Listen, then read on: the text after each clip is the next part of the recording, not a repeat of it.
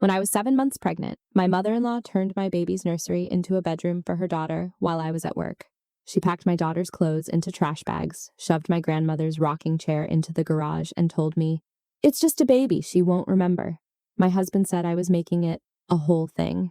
So 3 nights later, when his family invited me to dinner to shame me into apologizing, I brought the lease, the photos, the texts, and the email from our landlord. Carol thought dinner was going to end with me saying sorry. It ended with her losing her key to my house. My name is Nora. I was 29 when this happened, and I was working as an office coordinator for a small property management company outside Columbus, Ohio. Not a fancy job. I answered phones, processed maintenance requests, tracked rent notices, and listened to tenants explain why their cousin was only staying a few nights while clearly moving in a mattress and 3 laundry baskets. So yeah, I knew a little about leases. My husband Ethan and I had been married for 2 years. We rented a 2-bedroom townhouse in a quiet little complex with old beige carpet, a 1-car garage, and a kitchen drawer that stuck unless you lifted it just right. It wasn't impressive, but it was ours. Or I thought it was ours. Technically, the lease was in my name. I had rented the place before Ethan and I got married, paid the deposit myself, and added him later as an approved occupant. It never felt important. We were married. I didn't walk around thinking, "This is my legal residence and you're just approved to live here." That would be weird. The 2nd bedroom was our daughter's nursery. I didn't have a perfect Instagram baby room. The crib was secondhand from Facebook Marketplace. The dresser had 1 drawer that squeaked. The rug was from Target clearance. But I had painted 1 wall a soft sage green by myself, very slowly, with the windows open and Ethan holding the tape because I was too pregnant to keep climbing on a chair. The only expensive-looking thing in that room was my grandmother's rocking chair, and even that wasn't expensive. It was just old and solid and loved. My grandma used to rock me in it when I was little. After she passed, my aunt kept it in her garage for years. When I got pregnant, she brought it over and said, "Your grandma would have wanted this baby rocked in it." I cried over that chair like a complete mess. So when I say that nursery mattered to me, I don't mean it in some cute decorating way. I mean it was the only place where I felt ready. I'd sit there at night with one hand on my belly, folding tiny socks into little baskets, telling myself I could do this. Ethan's mom, Carol, never really understood boundaries. Actually, that's too nice. She understood them when they were hers. If someone showed up to her house without calling, she'd call it rude. If I asked her to text before coming over, she'd say, "But I'm not a stranger, Nora." She had a spare key because Ethan gave her one for emergencies. The first emergency was her letting herself in to drop off a casserole while I was in the shower. The second was her rearranging our pantry because she thought I was putting canned goods in the wrong place. I complained to Ethan. He said the same thing he always said. "She means well." I hated that sentence. I hated it more every time he used it. Carol's daughter, Tessa, was 26 and newly separated from her husband. I don't want to pretend Tessa wasn't going through something real. Her marriage was falling apart. Her husband had been drinking, spending money they didn't have, and according to Carol, emotionally abandoning her. Tessa left after a bad fight and went to Carol's house for 2 days. Then Carol decided her house was too stressful. I was on the couch eating peanut butter toast at 10 p.m. Because pregnancy had turned my appetite into a weird little gremlin, and Ethan got a call from his mom. He walked into the kitchen, but I could still hear her voice. "Your sister can't stay here much longer," Carol said. "Your father can't handle all this crying. She needs somewhere calm." Ethan came back out with the face. That soft, guilty face men make when they've already let their mother put them in the middle and they're hoping their wife will make it easy. "Tessa needs a place for a few days," he said. I asked, "How many is a few?" "A week, maybe 10 days. "Where would she sleep?" "The couch, or we can get an air mattress." I said, "Not the nursery." He frowned like I had insulted him. "Of course not." I kept going anyway. "No moving furniture in. No using our address for mail. No turning this into a situation." He let out a little breath. "Nora, she's not trying to squat in our house." I didn't say she was. "You kind of are." I looked at him until he dropped his eyes. Then he said, "I'll handle it." That phrase should also come with a warning label. Tessa arrived the next evening with Carol and way too much stuff. 2 suitcases, 3 trash bags of clothes, a laundry basket full of shoes, a rolling makeup case, a small TV, and one of those big mirrors with lights around it. I opened the door and just stared. Carol smiled like she was checking into a hotel. "Don't worry, we'll make it fit." Tessa hugged me and cried into my shoulder. She smelled like coconut shampoo and cigarette smoke, which surprised me because I'd never seen her smoke before. "I'm sorry," she said. "I know this is bad timing." And because I'm me, I said, "It's okay." I hate how automatic that was. The first night was fine. Tessa slept on the couch. I made extra coffee in the morning. She thanked me. By the second night, her shoes were lined up in the hallway. By the third, her makeup case was in the downstairs bathroom, and Carol had let herself in while I was at work to help her settle. By the fourth, Tessa was sighing every time Ethan and I walked through the living room after 9 p.m. I just feel exposed out here, she said, pulling a blanket around her shoulders. Like I don't have one normal corner of my life. Carol looked down the hall toward the nursery. I saw it. I said, "No." Carol blinked. Nobody said anything. "You were about to." She laughed softly. "Pregnancy really does make you sharp." Ethan said, "Mom, stop." But he said it while scrolling on his phone. That was the problem. He always said the words, but never with enough weight to move anything. The next morning, Carol texted me a link to a bassinet. "See," she wrote. "Baby can sleep in your room for months anyway. Practical solution." I didn't answer. At work, I showed the text to Mara, the woman who sat at the desk beside mine. Mara was in her 40s, divorced, sharp as the staple remover, and very hard to impress. She read it and said, "She's not suggesting. She's soft-launching a takeover." I laughed because it sounded dramatic. Mara didn't laugh. "Nora," she said, "people don't have to be evil to make your life hell. Sometimes they just keep taking little pieces because nobody stops them." I should have listened harder. 2 days later, I had a prenatal appointment. My blood pressure was a little high, so the nurse told me to rest and avoid stress, which felt almost rude considering my life at that exact moment. After the appointment, I stopped at Target for baby socks, nipple cream, and a yellow sleeper with tiny ducks on it. I remember touching the little sleeve in the checkout line because I was tired and emotional and trying not to cry in public over ducks. When I got home, Carol's SUV was in my driveway. I opened the front door and heard furniture scraping. Not a little sound, a heavy sound. I walked down the hallway. The nursery door was wide open. The crib was pushed against the wall, half taken apart. The dresser drawers were open. The ultrasound frame that had been on the shelf was turned face down. Tessa's lit-up vanity mirror was leaning against the sage green wall. Her suitcase was open in the middle of the rug, and my grandmother's rocking chair was gone. I stood there holding my Target bag like an idiot. Carol came out of the room with a stack of folded baby blankets in her arms. "Oh, good, you're home," she said. "We were trying to finish before you got back, but the crib is awkward." I asked, "Where's my chair?" "In the garage," she said. "It's fine." I walked past her. In the garage, my daughter's clothes were in black trash bags next to a can of old paint and a bag of lawn fertilizer. The rocking chair was wedged between a ladder and Ethan's old cooler. One arm had a fresh scrape down the side. I picked up one of the bags. It wasn't tied. A tiny white onesie had fallen halfway out and was touching the concrete. That's the part that did it, not even the room, the concrete. I went back inside. Tessa was standing in the nursery doorway, crying. "I'm sorry," she said. "I just needed one normal room. I feel like my whole life is gone." I said, "So you took my daughter's room?" Carol stepped in front of Tessa. "Don't phrase it like that." "How should I phrase it? We made the room useful." I looked at Ethan, who had just come in through the front door. He saw the room. He saw me. He saw his mother. And he looked tired. Not angry. Tired. That hurt in a way I wasn't ready for. I said, "You knew?" He said, "Mom texted me that they were moving a few things." "Just a few things." Carol made this little irritated noise. "It's just a baby, Nora. She won't remember." The house got so quiet I could hear the refrigerator humming. I waited for Ethan to say something. Anything. He rubbed his forehead and said, "Can we not turn this into a whole thing?" I actually laughed once. Not because it was funny, because my brain refused to process it normally. "Your mother put our daughter's clothes in trash bags." "The baby isn't even here yet," he said. I looked at him and felt something in me fold in half. I asked so when does she count to you? When she's born? When she cries loud enough? When your mom says she matters? He didn't answer.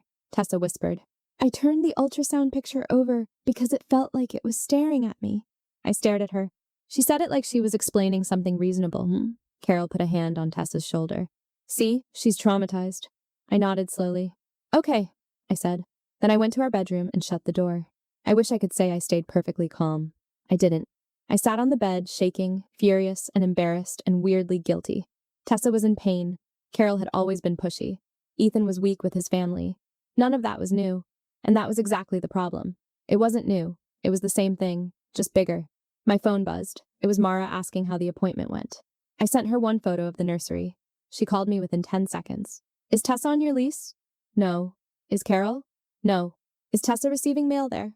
"I don't know." "Check, and take photos of everything. Dates matter." That sentence snapped me back into my work brain. I stopped trying to make them understand my feelings. I started documenting what they did. I took photos of the nursery before, from pictures I had sent my aunt, then the nursery after, the trash bags, the scraped chair, the ultrasound frame turned down, the hallway full of Tessa's boxes, her makeup in the baby dresser. Then I checked my texts. There it was. Ethan had written, "Mom and Tess are moving some nursery stuff. I'll fix it later. Don't stress." Don't stress. I screenshotted it. Then I opened my lease folder from the bottom drawer of my nightstand. The lease said guests could stay no more than 14 days in any 30-day period without written approval. It also said the leaseholder was responsible for unauthorized occupants, guest damage, mailbox access, and any lock or garage code changes. I emailed our property manager, Janice. I kept it boring. Boring is good with paperwork. I said a family member had moved belongings into the property without being approved as an occupant, that personal property belonging to my unborn child had been removed from a bedroom and placed in the garage, and that I wanted guidance on protecting my tenancy. The next morning, Janice replied, "Tessa was not an approved occupant. Carol had no authority to enter unless I allowed it. If Tessa wanted to stay beyond the guest period, she needed to apply and be approved. If I did not consent to her staying, I needed to give written notice and remove access." Janice also wrote, "Please make sure no additional keys, mailbox keys, or garage codes have been provided without your consent." That line made my stomach twist. I checked the mail basket by the door. There was an envelope addressed to Tessa from her car insurance company. I didn't open it. I took a picture of the front. When I showed Ethan the email into the envelope, he looked annoyed before he looked worried. "You contacted the landlord?" "Yes." "Why would you make this official?" "Because your sister is using our address. She probably just changed it because she's overwhelmed. She changed it after I specifically said not to." He lowered his voice. "Nora, you're making this legal when it's family." I said, "Your family made it legal when they moved someone into my home without permission." Miyati. He didn't have an answer, so Carol answered for him.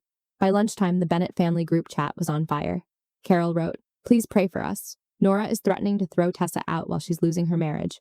All because of a nursery the baby won't even use yet." Ethan's aunt replied, "That seems harsh." A cousin wrote, "Pregnancy hormones are no joke." Then Carol added, "I worry she's already using the baby as a weapon." I was sitting at my desk at work reading that while a tenant on hold waited to ask if maintenance could fix her garbage disposal. I almost typed back. I wanted to send every photo right then. Mara looked over the partition and said, "Don't." I didn't say anything. "You have the face of a woman about to type a paragraph." She was right, so I let them talk.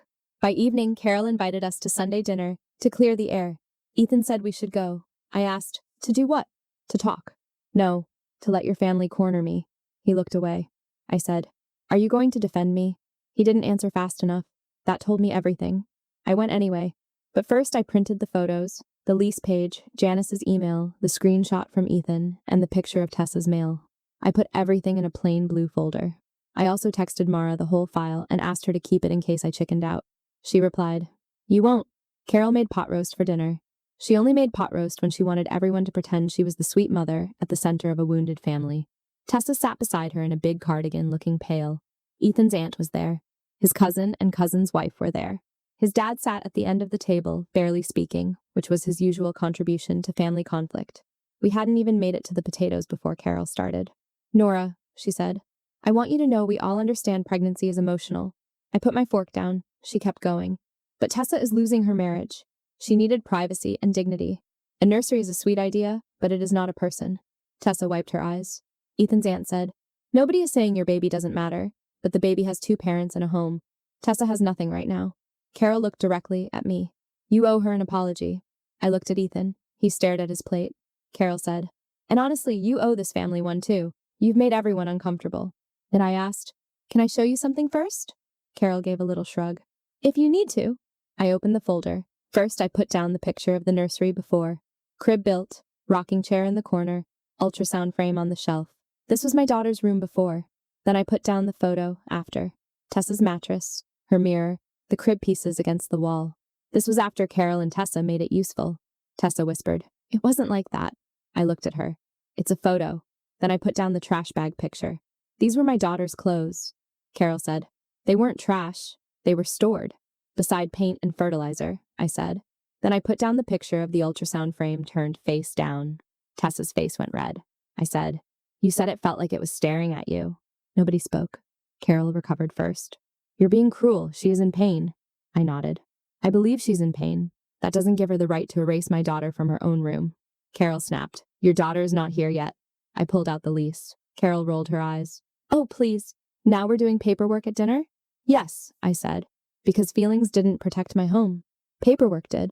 I pointed to the leaseholder section. The lease is in my name, the deposit was paid by me. Ethan is an approved occupant. Tessa is not. Carol has no right to enter my home unless I allow it. Guests cannot stay beyond the limit without approval, and if they damage anything or create an occupancy problem, I'm responsible.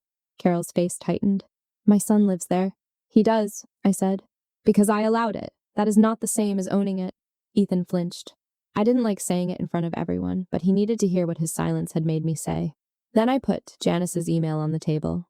Our property manager confirmed Tessa can't continue staying there unless I agree, and she applies. I do not agree. Tessa started crying harder. So I'm homeless now? I looked at Carol. No, your mother was comfortable giving you my daughter's room. She can give you her couch. Carol slapped her napkin onto the table. You are vicious. No, I said. I'm done being polite while you take things. Then Carol turned to Ethan. Are you going to let your wife humiliate your mother like this? Before he could answer, I put his text on the table. Mom and Tess are moving some nursery stuff. I'll fix it later. Don't stress. I asked, when was later? Ethan didn't move. I asked again, quieter. After your sister got comfortable, after I gave birth, after your mother decided where our daughter belongs, Carol said. He was trying to keep peace. I looked at her. No, he was keeping you comfortable. That is not peace. For once, Ethan didn't defend her. He looked at the pictures, then at me, and said, I should have stopped it. The table got quiet. I said, yes, you should have. Carol leaned forward. You're using this baby to punish me. I said, no, I'm using boundaries to protect her from you. That was the first time Ethan's father spoke. He said, Carol, enough. It wasn't loud. It didn't fix years of him being passive, but it cut through the room. Carol looked stunned, like betrayal only counted when it happened to her. I turned back to Ethan. Tessa has 48 hours to remove her things from my house. Your mother gives back her key. The garage code gets changed. She is not in the delivery room. She is not at the hospital unless I invite her. Nobody posts pictures of the baby. Nobody calls her my baby. And if you want to be a husband and a father in that home, you need to start acting like one before our daughter is born. Carol said, you can't ban a grandmother. I said, I can ban anyone from my hospital room. Tessa whispered, I really didn't think of it as taking from the baby. I looked at her, and for a second I just felt tired. I know, I said. That's the problem. Dinner ended without dessert. On the drive home, Ethan didn't defend them. He didn't defend me either. Not at first. He just drove. When we pulled into the driveway, he said, I'm sorry. I said, I know. He looked hurt. I didn't rush to comfort him. He said, I mean it. I said, an apology fixes a mistake. This was a pattern. He sat there for a while with both hands on the steering wheel. Then he nodded. The next morning, Ethan sent a message to the Bennett group chat. Nora did not tear this family apart. Mom and Tessa moved the nursery without her permission, and I let it happen. That was wrong. Tessa will be moving out. Mom will return the key and will not be involved in the delivery or early visits unless Nora invites her. Carol called him immediately. He stepped onto the porch. He did not hand me the phone. He did not ask me to calm her down. Through the door, I heard him say, Mom, stop. You don't get to call this stress when you caused it. I cried then. Not because everything was magically fixed, because for once I wasn't the only person holding the line. Tessa moved out 2 days later. Carol came with her and refused to look at me. She dropped the key on the entry table like it was a dead bug. Ethan changed the garage code while she was still in the driveway. Tessa paused in the hallway with her laundry basket. I'm sorry, she said. I really didn't think. I wanted to say, it's okay. That old habit was right there. But I didn't. I said, I hope things get better for you. But you can't rebuild your life by taking space from mine. And she nodded and left. Ethan spent the weekend putting the nursery back together. He rebuilt the crib, washed every piece of baby clothing that had been in the garage, took the rocking chair to a repair guy, and repainted the wall where Tessa's mirror had scraped it. I helped a little. Mostly I let him do it, not as punishment, as proof. He also booked counseling without making me ask twice. We wrote visitor rules before our daughter was born. Not cute little please wash your hands rules, real ones. No surprise visits, no kissing the baby, no posting pictures, no taking the baby out of my arms, no calling the baby my baby. If anyone argued, the visit ended. Carol texted me a week later. I hope someday you understand I was only trying to hold this family together. I stared at it for a long time. Then I wrote back, you tried to hold your daughter together by pulling my home apart. After that, I muted her. Not blocked, muted. Blocking felt like a fight, muting felt like peace. When my daughter was born, Carol was not in the delivery room. She was not in the waiting room. She found out after we were settled in recovery and I had eaten the driest turkey sandwich a hospital has ever created. She texted Ethan. Can I come meet my granddaughter? He showed me the message first. That mattered, I said. Not today. He typed back. We'll let you know when we're ready. And he didn't argue. I won't pretend everything became perfect. Ethan and I had ugly counseling sessions. I said things I had been swallowing for years. He got defensive, I got cold. We had to rebuild trust in boring, unglamorous ways. Changed habits, hard conversations, him saying no to his mother before I even knew she had asked for something. Carol still acts wounded. Tessa is back living with her mother, and from what I hear, she's doing better. I'm glad, but from a distance. I'm not her backup plan anymore. The nursery looks almost the same now as it did before. Almost. There's still a tiny mark on my grandmother's rocking chair. The repair guy fixed most of the scrape, but not all of it. Sometimes when I'm rocking my daughter at night, my thumb lands right on that spot. I used to hate it. Now I don't. My daughter will never remember the room they tried to take from her. But I will. And because I remembered, nobody got to take it again. So tell me honestly, if your mother-in-law gave away your baby's nursery while you were 7 months pregnant, would you give your husband a chance to fix it, or would his silence be unforgivable? Where would you draw the line with Carol and Tessa? Thank you for listening. If this story hit a nerve, leave your thoughts in the comments and subscribe to Her Confession Room for more stories about family betrayal, toxic relatives, quiet revenge, and the receipts people never expect you to keep.